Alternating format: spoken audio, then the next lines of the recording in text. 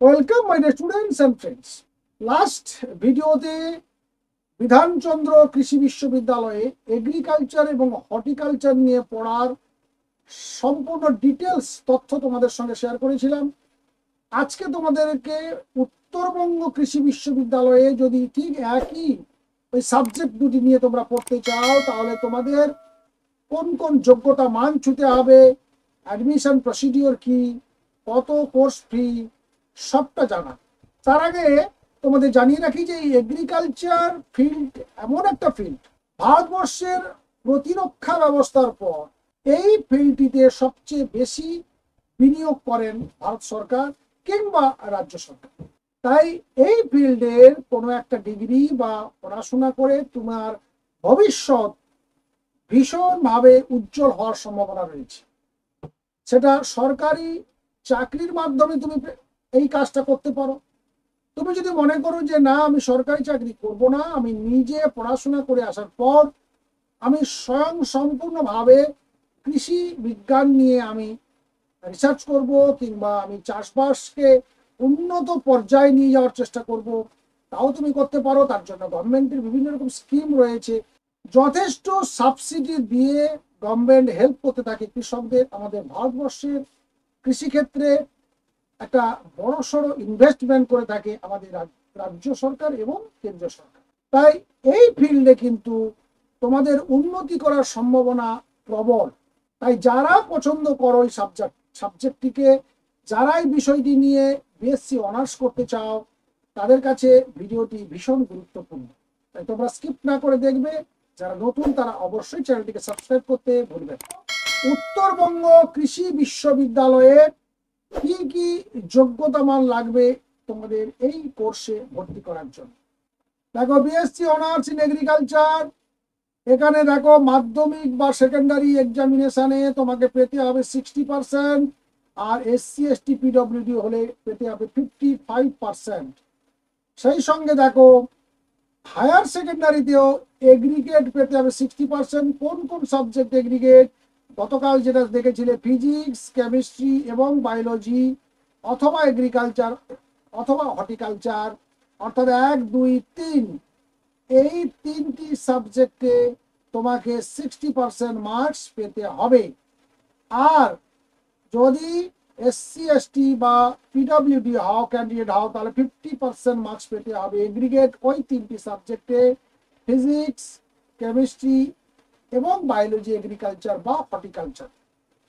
এছাড়াও যদি vocational stream থেকে তোমরা পাস করে থাকো, তাহলে দেখো যে 60% মার্কস পেতে হবে সমস্ত সাবজেক্টে এগ্রিগেট থাকতে হবে 60%, আর এসসি এসটি পিডব্লিউডি হলে থাকতে হবে 50%।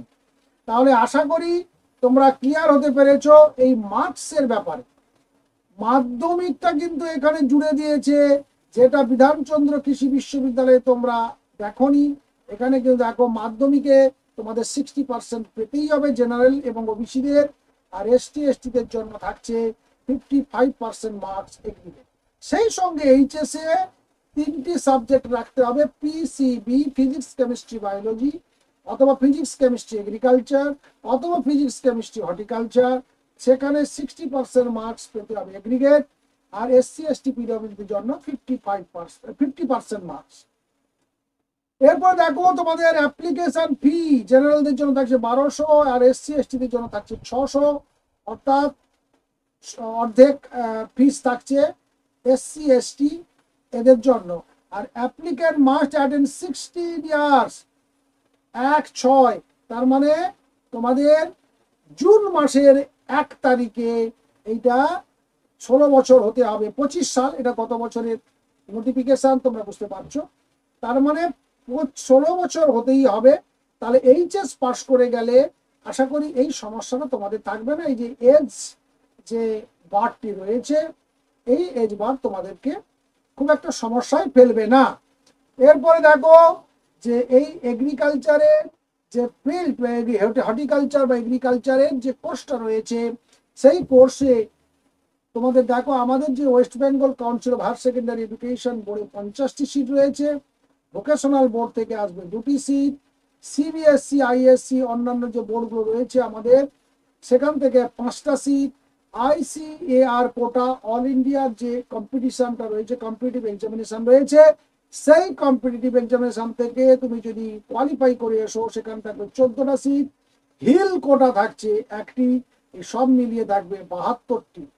এটা হচ্ছে কোন মেন ক্যাম্পাস আর পুন্ডিবাড়ি কোচবিহারের জন্য। আর বিএসসি হর্টিকালচার ফ্যাকাল্টি থাকছে, এটাও মেন ক্যাম্পাস পুন্ডিবাড়ি এবং কোচবিহার। এখানে থাকছে 35টি হর্টিকালচারের সিট থাকছে। সেখানে দেখো বিভিন্ন বোর্ডের জন্য নির্দিষ্ট কোটা রয়েছে। আমাদের West Bengal council of higher secondary বোর্ডের জন্য সবচেয়ে বেশি 23টি। আর BSc agriculture at college of agriculture, যেটা বিএসসি অনার্স, সেটা হচ্ছে মাঝিয়ান দক্ষিণ দিনাজপুরে। সেখানে দেখো 35টি সিট রয়েছে। এখানেও দেখো বিভিন্ন বোর্ডের জন্য নির্দিষ্ট কোটা। সেখানে আমাদের কাউন্সিলের জন্য, হায়ার সেকেন্ডারি কাউন্সিলের জন্য সর্বাধিক সিট রয়েছে। এরপর দেখো গতবারে যে অনলাইন স্টার্ট হয়েছিল সেটা হচ্ছিল 28 মে, অর্থাৎ এই মাসে। তাহলে উত্তরবঙ্গ কৃষি বিশ্ববিদ্যালয়ের ফর্ম ফিল আপ হওয়ার সম্ভাবনা রয়েছে। তাই তোমরা প্রস্তুত হয়ে যাও যে এই মাসেই কিন্তু তোমাদের হতে পারে, অথবা জুন মাসের ফার্স্ট উইকে তোমাদের অ্যাপ্লিকেশন প্রসেস শুরু হয়ে যেতে পারে। আর দেখো লাস্ট ডেট অফ সাবমিশন ছিল 18ই জুন, অর্থাৎ প্রায় 2 সপ্তাহ মতো তোমাদের অ্যাপ্লিকেশন করার সুযোগ থাকে। পাবলিকেশন অফ মেরিট লিস্ট ছিল 21 তারিখ, অর্থাৎ জাস্ট অ্যাপ্লিকেশনের পরেই মেরিট লিস্ট পাবলিশ হয়ে যায়। এখানে কোনো এক্সাম থাকে না। মেরিট লিস্ট পাবলিশ হওয়ার পরে উইদিন 10 থেকে 14 ডেজ তোমাদের ক্লাস শুরু হয়ে যাবে। এরপরে দেখো রয়েছে তোমাদের এই অ্যাপ্লিকেশন গুলো করার জন্য কি কি ডকুমেন্ট গুলোকে তোমরা রেডি করে রাখবে, এবং যদি মেরিট লিস্টে যাও তাহলে সেখানে কোন কোন ডকুমেন্ট লাগবে সেটা ভেরিফিকেশনের জন্য, সেগুলো তোমরা এখন থেকে জেনে প্রস্তুত হয়ে নাও যারা এই কোর্সটি করতে ইচ্ছুক। দেখো passport size photograph, colour photograph 50 কেবি থেকে 100 কেবি। সিগনেচার অফ ক্যান্ডিডেট এর সাইজটা, স্ক্যান সাইজটা হবে 20 কেবি থেকে 50 কেবি।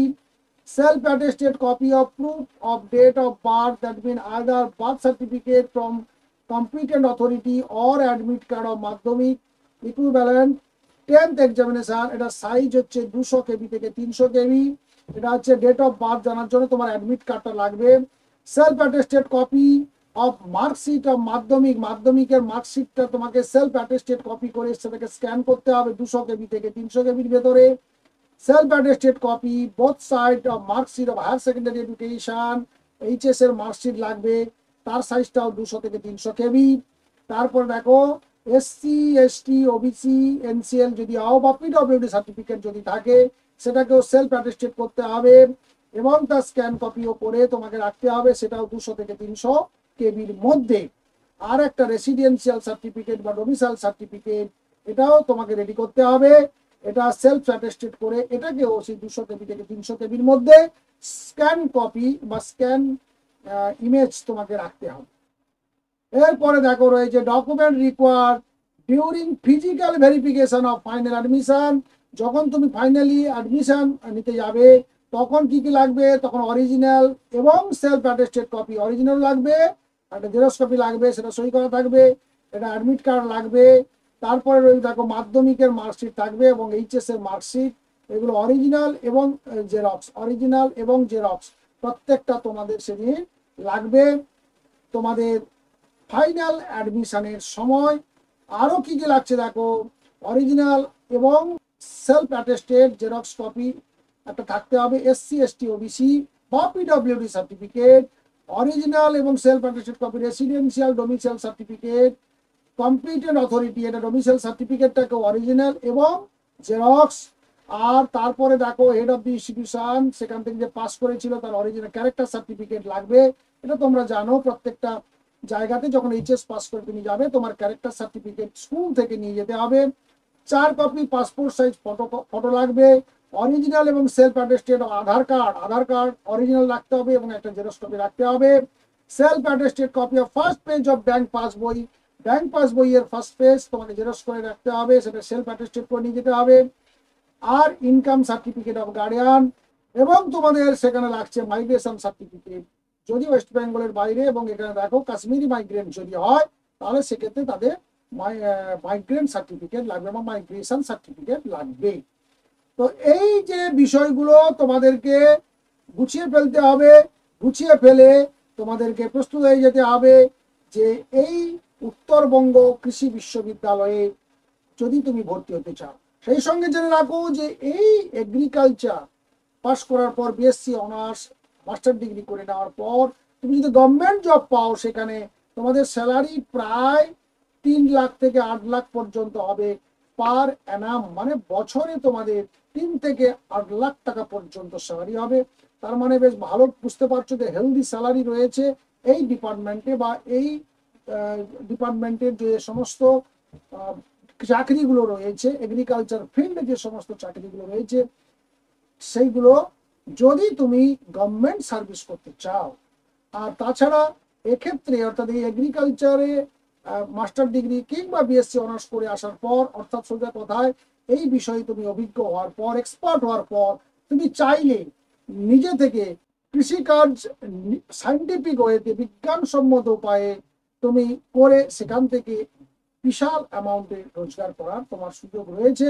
এবং এই ব্যাপারে তোমাদেরকে প্রথমেই জানিয়েছিলাম যে গভর্নমেন্ট ডিফেন্স ডিপার্টমেন্ট বাদ দিয়ে বা প্রতিরক্ষা বিভাগের পর যে বিভাগটিতে সবচেয়ে বেশি ইনভেস্ট করে থাকে, বা গভর্নমেন্টের যে বাৎসরিক বাজেট থাকে, ইয়ারলি বাজেটে তোমরা লক্ষ্য করলেই দেখতে পাবে যে সবচেয়ে বেশি প্রতিরক্ষা বিভাগের পরে যে বিভাগটিতে বেশি ইনভেস্ট করে বা বেশি বাজেটে টাকা অ্যালট করে, সেটা হচ্ছে কৃষি বিভাগ।